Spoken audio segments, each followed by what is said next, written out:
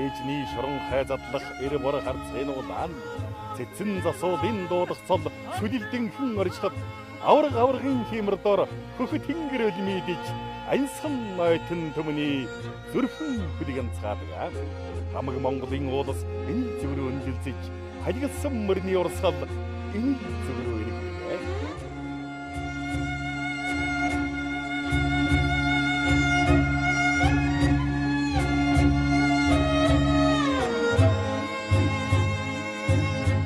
Барууны магнайтян халах ойрдын сахиустай зөрлөсөн илчиг бөхчүүдийг нутган ажилладаг зогсоорон наадамчдын хацар нүрийг шүргэх шахаж зодгондон галтай бөхчүүд очсон бодортол халздаг.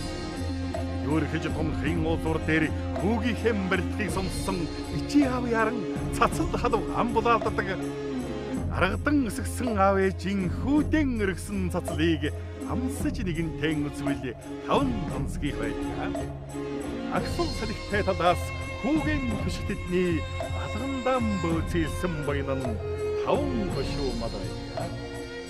Мандагсан дөргөр арслан зааны өвдөглүүлж, онсул жемихээр асар хоймрыг ганхуулж, цэцэг дэвсэн наадмын сүд динэдгэн дэвх шив шинхэн начин бүх ардын болдог.